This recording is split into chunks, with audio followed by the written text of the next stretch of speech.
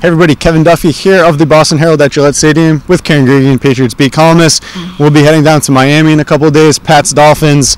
Patriots always seem to lose to Miami down there, even when the Dolphins have a mediocre team. And here we are, 6-6 Miami, about as mediocre as it gets. The three keys to the game. I think the first key for the Pats, Josh Gordon, after a pretty inefficient game at Tennessee, really good the last couple of weeks. 8 catches on 8 targets in the past 2 games. Brady and Gordon seem to be developing a nice little chemistry. I want to see that carry forward against the Dolphins team that's probably going to be shorthanded in the secondary. There's no question Josh Gordon has really, started to click a little more with Brady. It was weird that there were no targets in the first half of the game last week against the Vikings, and we were all saying, look to Gordon, look to Gordon. They finally did in the second half, and it paid off. Yeah, he kind of broke the game wide open, had a 24-yard catch, turned like a short hitch route into a long gain, then caught a 24-yard touchdown, then drew a 20-yard pass interference penalty. Gordon actually ranks 5th in the league in yards per catch, 17.8. He hasn't really been a deep threat, but a lot of that is after the catch, and I think that's what's kind of underrated about him. He's just so big and strong. He's just so difficult to get to the ground. He's sort of a little bit like Gronk was, right. after he catches the ball. Yeah. And gets moving. He is really tough to get down. All week we've talked about the Patriots' struggles in Miami. Brady is 7-9 down there. If we're not looking historically just this season, the Patriots have actually struggled on the road. They're 3-3, but they've fallen behind in all but one of those games. So I think starting fast, not getting behind, not having to dig themselves out of a hole in a place they've had trouble winning is really important.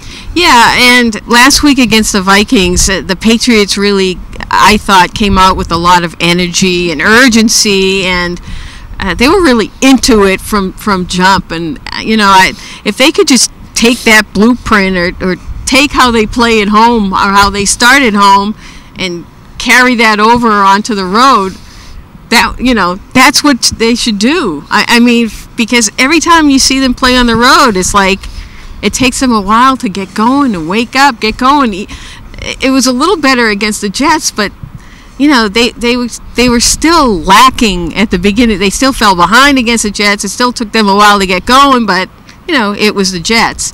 You don't want to get behind in Miami, where your house of horrors, and go through that whole drama of the hex, the curse, and whatever.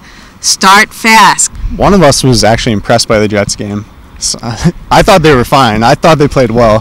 They did fall behind. Stop it. Do you know they win games there, but they're always close. That was it. I thought that was a good. Jets are awful. I thought that was a good win that kind of got them on the right track after the Titans lost. Stop it. I think the third key is the Patriots' defense has been different under Brian Flores than we saw last year under Patricia. They've really gotten pretty exotic and creative with how they bring pressure. They've been blitzing their defensive backs a lot. The offensive lines have trouble identifying which players are going to rush, and the Patriots haven't been afraid to send 5 rather than 4. So they blitzed a little bit more in recent weeks, and it's worked great. Kirk Cousins, never comfortable in that game. He didn't have a clue. No, he was never comfortable. When it was coming, yeah. And certainly when they played Miami here in Week 4, Ryan Tannehill and Osweiler were not comfortable either. So I'd like to see the Patriots just continue on that trend of this kind of new look front that they've been using. Yeah, I love the aggressiveness. It kind of signals, the trust that Flores and even Bill Belichick has. Usually the Patriots have been historically a little more conservative, with the group.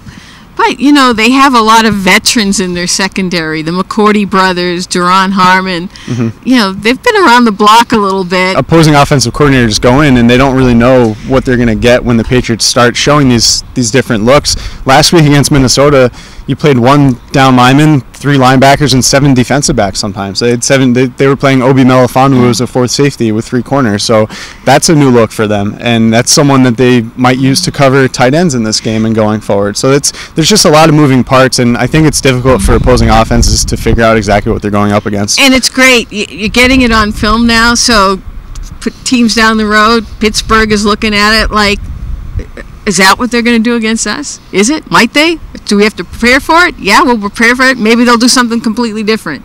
So it's all a game. Yeah. No, I bet when they play Pittsburgh, they'll have something totally new ready. Yeah. So we'll wrap it up there. That's all from Gillette. You can follow our coverage for Patriots Dolphins at bostonherald.com. Thanks for watching.